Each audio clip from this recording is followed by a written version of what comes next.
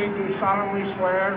I, John Fitzgerald Kennedy, do solemnly swear. That you will faithfully execute the office of President of the United States. That I will faithfully execute the office of President of the United States. And will, to the best of your ability.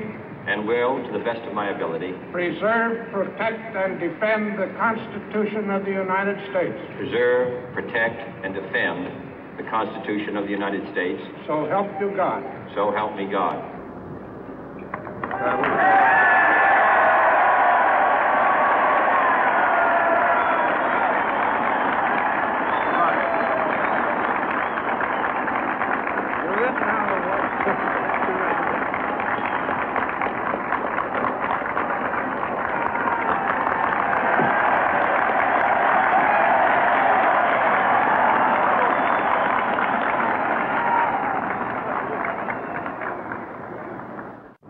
Vice President Johnson, Mr. Speaker, Mr. Chief Justice, President Eisenhower, Vice President Nixon, President Truman, Reverend clergy, fellow citizens.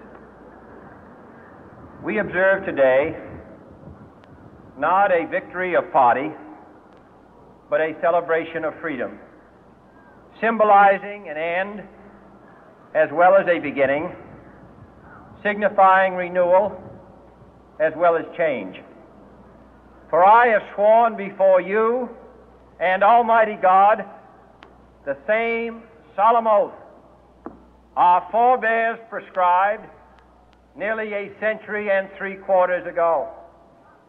The world is very different now, for man holds in his mortal hands the power to abolish all forms of human poverty and all forms of human life. And yet the same revolutionary beliefs for which our forebears fought are still at issue around the globe. The belief that the rights of man come not from the generosity of the state, but from the hand of God. We dare not forget today that we are the heirs of that first revolution. Let the word go forth from this time and place to friend and foe alike that the torch has been passed to a new generation of Americans born in this century, tempered by war, disciplined by a hard and bitter peace, proud of our ancient heritage, and unwilling to witness or permit the slow undoing of those human rights to which this nation has always been committed and to which we are committed today at home and around the world.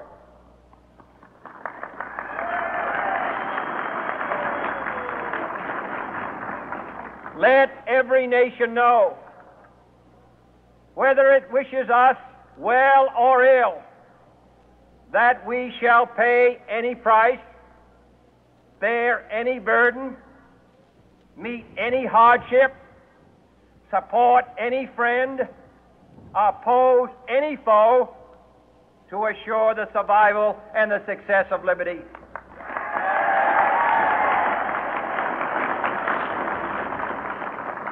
This much we pledge and more. To those old allies whose cultural and spiritual origins we share, we pledge the loyalty of faithful friends. United, there is little we cannot do in a host of cooperative ventures. Divided, there is little we can do, for we dare not meet a powerful challenge at odds and split asunder. To those new states whom we welcome to the ranks of the free, we pledge our word that one form of colonial control shall not have passed away merely to be replaced by a far more iron tyranny. We shall not always expect to find them supporting our view, but we shall always hope to find them strongly supporting their own freedom and to remember that in the past, those who foolishly sought power by riding the back of the tiger ended up inside.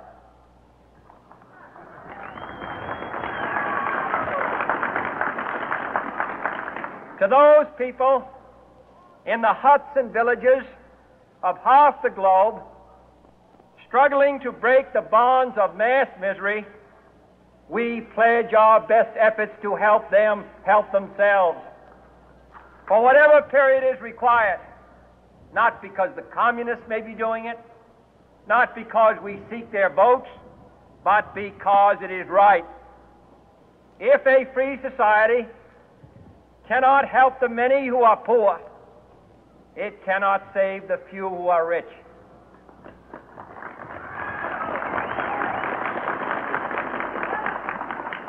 To our sister republics south of our border, we offer a special pledge to convert our good words into good deeds, in a new alliance for progress, to assist free men and free governments in casting off the chains of poverty.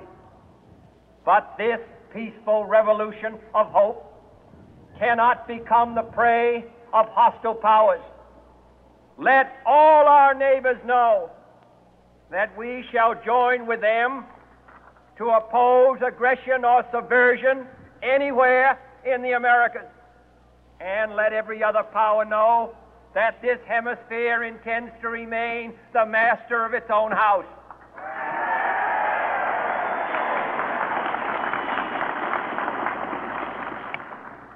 To that World Assembly of Sovereign States, the United Nations, our last best hope, in an age where the instruments of war have far outpaced the instruments of peace, we renew our pledge of support to prevent it from becoming merely a forum for invective, to strengthen its shield of the new and the weak, and to enlarge the area in which its writ may run.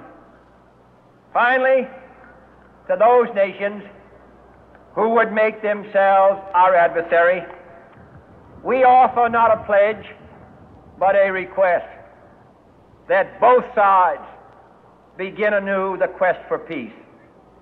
Before the dark powers of destruction, unleashed by science, engulf all humanity in planned or accidental self-destruction, we dare not tempt them with weakness, for only when our arms are sufficient beyond doubt can we be certain beyond doubt that they will never be employed. But neither can two great and powerful groups of nations take comfort from our present course, both sides overburdened by the cost of modern weapons, both rightly alarmed by the steady spread of the deadly atom, yet both racing to alter that uncertain balance of terror that stays the hand of mankind's final war. So let us begin anew, remembering on both sides that civility is not a sign of weakness, and sincerity is always subject to proof.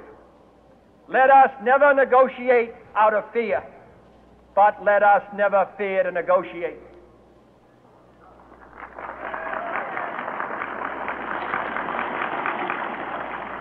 Let both sides explore what problems unite us, instead of belaboring those problems which divide us. Let both sides, for the first time, formulate serious and precise proposals for the inspection and control of arms, and bring the absolute power to destroy other nations under the absolute control of all nations.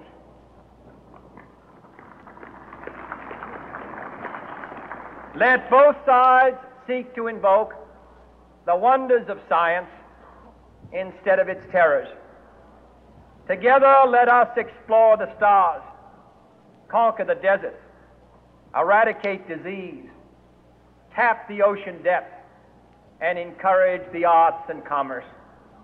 Let both sides unite to heed in all corners of the earth the command of Isaiah to undo the heavy burden and let the oppressed go free. And if a beachhead of cooperation may push back the jungle of suspicion, let both sides join in creating a new endeavor, not a new balance of power, but a new world of law, where the strong are just and the weak secure and the peace preserved. All this will not be finished in the first 100 days, nor will it be finished in the first 1,000 days, nor in the life of this administration, nor even perhaps in our lifetime on this planet. But let us begin.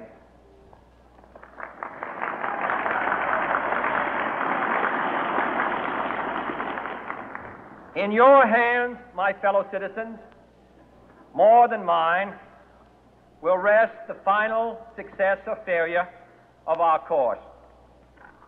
Since this country was founded, each generation of Americans has been summoned to give testimony to its national loyalty.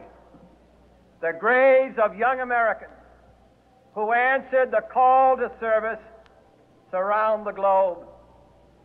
Now the trumpet summons us again, not as a call to bear arms, though arms we need, not as a call to battle, though in battle we are, but a call to bear the burden of a long twilight struggle, year in and year out, rejoicing in hope, patient in tribulation, a struggle against the common enemies of man, tyranny, poverty, disease, and war itself.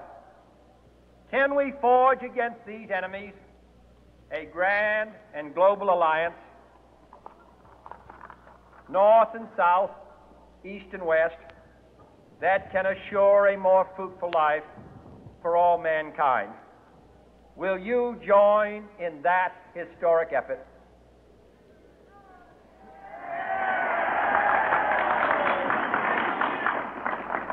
In the long history of the world, only a few generations have been granted the role of defending freedom in its hour of maximum danger. I do not shrink from this responsibility. I welcome it.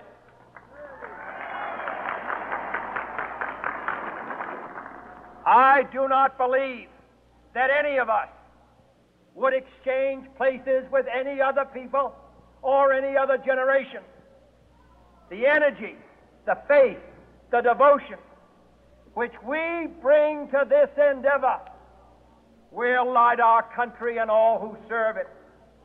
And the glow from that fire can truly light the world. And so, my fellow Americans, ask not what your country can do for you, ask what you can do for your country.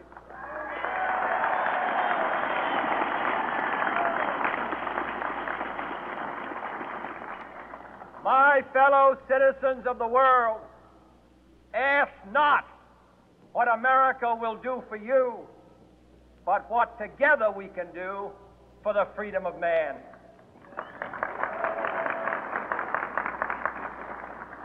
Finally, whether you are citizens of America or citizens of the world, ask of us here the same high standards of strength and sacrifice which we ask of you.